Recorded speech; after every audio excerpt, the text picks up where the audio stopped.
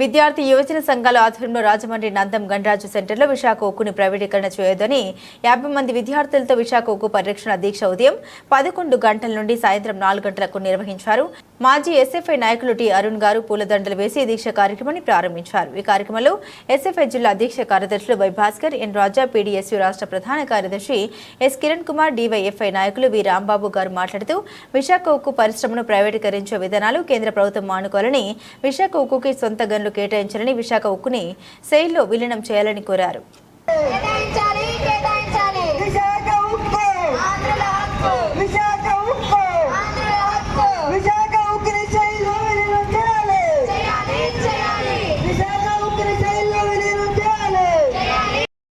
వ్యతిరేకంగా రాష్ట్ర వ్యాప్తంగా విద్యార్థి యువజన సంఘాల ఆధ్వర్యంలో అన్ని మండల జిల్లా కేంద్రాల్లో నిరసన దీక్షలు చేపట్టడం జరిగింది. అయితే ముఖ్యంగా కేంద్ర ప్రభుత్వానికి ఒకటే తెలియజేస్తా ఉన్నాం. గతంలో కేంద్రంలో అధికారంలో ఉన్న బీజేపీ కానీ ప్రస్తుతం కేంద్రంలో మళ్ళీ బీజేపీ అధికారంలోకి వచ్చింది. గతంలో చెప్పాం, మళ్ళీ ఇప్పుడు చెప్తా ఉన్నాం. ఈ రోజున 5 కోట్ల ఆంధ్రుల యొక్క భావజాలను మీరు దెబ్బతీస్తూ ఉన్నారు. విశాఖ స్టీల్ ప్లాంట్ కానీ ప్రైవేటీకరణ చేస్తే మేము పెద్ద ఎత్తులో ఆందోళన చేస్తామని చెప్పి తెలియజేస్తా ఉన్నాం. గతంలో విశాఖ స్టీల్ ప్లాంట్ ప్రైవేటీకి వ్యతిరేకంగా రాష్ట్ర వ్యాప్తంగా బైక్ యాత్ర చేయడం జరిగింది. చెలో విశాఖపట్నం చేయడం జరిగిన అనేక కార్యక్రమాలు చేశాం. ఇప్పుడు ప్రభుత్వం అధికారంలో ఉన్న రాష్ట్ర ప్రభుత్వం అనేక మార్లు స్టీల్ ప్లాంట్ దగ్గర మీటింగ్లు పెట్టి మేము విశాఖ స్టీల్ ప్లాంట్ ప్రైవేటీకరణ కానివ్వమని చెప్పారు. మరి ఈ రోజు అధికారంలోకి వచ్చిన కూటమి ప్రభుత్వం ఎక్కడా కూడా ఈ రోజు స్టీల్ ప్లాంట్ కోసం మాట్లాడలేదు. కాబట్టి రాష్ట్ర ప్రభుత్వానికి కూడా ఒకటే తెలియజేస్తున్నాం, వెంటనే విశాఖ స్టీల్ ప్లాంట్ ప్రైవేటీకరణ ఈ విధంగా ఆలోచనలు ఆపుకోని పద్ధతిలో విద్యార్థి యువజన సంఘాలుగా కలిసి పెద్ద ఎత్తులో ఆందోళన చేస్తామని చెప్పి తెలియజేస్తా ఉన్నాను. నా పేరు రాజా, ఎస్ఎఫ్ఐ తూర్పుగోదావరి జిల్లా కార్యదర్శి. ఎట్టేసి ఆ తత్వాల ప్రైవేటీకరణ చేయాలని చెప్పని, అమ్మేయాలని చెప్పని ఇవాళ కేంద్ర ప్రభుత్వం ప్రయత్నం చేస్తూ ఉంది. గత 10 ఏళ్ల కాలంగా కేంద్రం ఇదే ప్రయత్నంలో కుట్రల్లో ఉన్న విశాఖ ఉక్కు కార్మికులు, విశాఖ ఉక్కు సంఘాలు, ఆంధ్ర రాష్ట్ర ప్రజానీకం యొక్క పట్టుదల కారణంగా ఉక్కు పరిశ్రమ అనేక ఉత్పత్తులు చేర్చి ప్రపంచ రికార్డులు సాధించి లాభాలను తీసుకొస్తా ఉంది. అయినా సరే ఇవాళ ఎలాగైనా సరే లాభాల్లో ఉన్నటువంటి నష్టాల్లోకి నెట్టి అమ్మేయాలని ప్రయత్నం చేస్తూ ఉంటే ఇవాళ రాష్ట్రంలో ఉన్నటువంటి తెలుగుదేశం, జనసేన, కూటమి ప్రభుత్వం కానీ ఇవాళ ప్రతిపక్షం ఉన్న జగన్మోహన్ రెడ్డి కానీ విశాఖ ఉక్కు గురించి పట్టట్లా. ఇవాళ రాష్ట్రంలో విద్యార్థి యువజనులు ఉక్కు పరిరక్షణ దీక్షలు చేస్తూ ఉంటే ఇవాళ పవన్ కళ్యాణ్ గారు, చంద్రబాబు నాయుడు గారు, జగన్మోహన్ రెడ్డి గారు సంరక్షణ దీక్ష అని చెప్పి చేస్తూ ఉన్నారు. ఇవాళ అంటే ఆంధ్రుల ఆత్మగౌరవాన్ని ఢిల్లీ పాదాల కింద తాకట్టు పెట్టడానికి వీళ్ళందరూ ఏకగ్రీవంగా తీర్మానం చేసుకున్నట్టుగా కనబడతా ఉంది. అందుకనే ఏమైనా విశాఖ ఉక్కు పరిరక్షణ కోసం ఆంధ్ర రాష్ట్ర ప్రజానీకం ఉద్యమం చేయదలుచుకున్నారు. ఈరోజు విద్యార్థి యువజన సంఘాలు దీక్ష జరుగుతోంది రాష్ట్ర వ్యాప్తంగా. రేపు కార్మిక సంఘాలు, ఎల్లుండి రైతు సంఘాలు ఈ దీక్షలు చేపడతాయి. ఉక్కుని కాపాడుకునే వరకు ఉక్కు పోరాటం చేస్తామని చెప్పని ఈ సందర్భంగా ప్రభుత్వాలకి హెచ్చరిక చేస్తాం.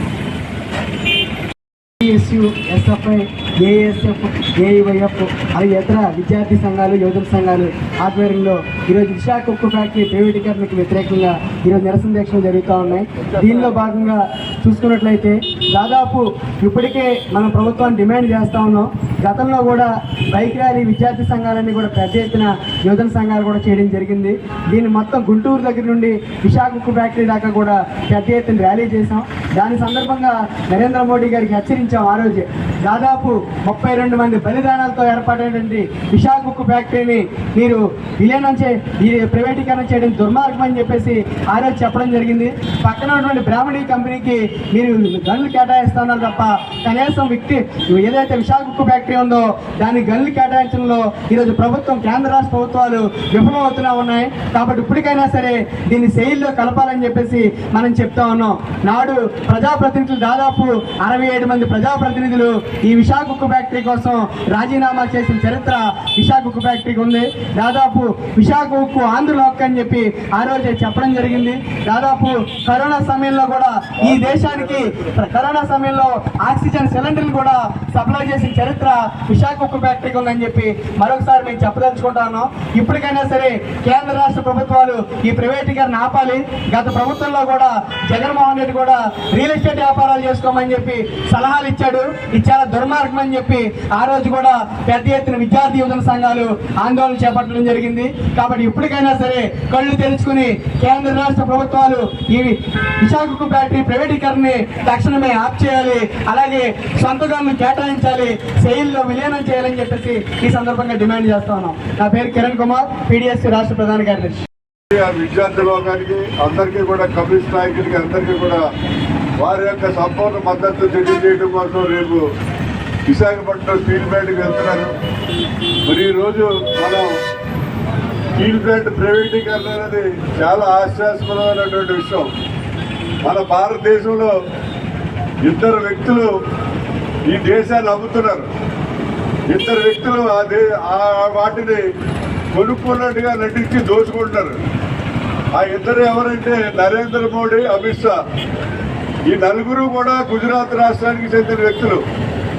ఒకవైపు నుంచి అమిత్ షా, నరేంద్ర మోడీ అమ్ముతున్నామని చెప్పడం, ఆదాని, ముఖేష్ అంబానీ మేము కొనుక్కుంటానని చూపించడం, ట్రాన్సాక్షన్ జరుగుతుంది తప్ప మనీ మాత్రం ప్రభుత్వానికి రావడం లేదు. ఇండస్ట్రీస్ మాత్రం ఆదాని అకౌంట్లోకి, అలాగే మన ముఖేష్ అంబానీ అకౌంట్లోకి ఇండస్ట్రీస్ అన్నీ వెళ్ళిపోతున్నాయి. ఒకప్పుడు సామాన్యమైన వ్యక్తిగా ఉండేటువంటి ఆదాని చిన్న బిజినెస్ చేసుకుని గుజరాత్లో ఉండేవాడు.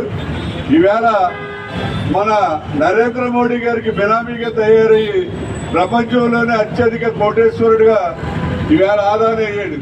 దానికి కారణం ఎవరంటే నరేంద్ర మోడీ గారు.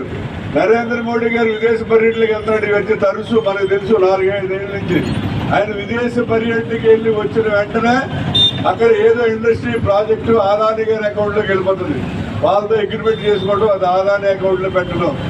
ఈ రకంగా మన భారతదేశాన్ని మొత్తాన్ని కూడా ఈ ఆదాని, ముఖేష్ అంబానీ ద్వారా అమిత్ షా, నరేంద్ర మోడీ గారు దోచుకుని ఈ మన భారతదేశాన్ని మరి కడుపు పేద దేశంగా తయారు చేసే పరిస్థితులు వీళ్ళందరూ కలగజేస్తున్నారు.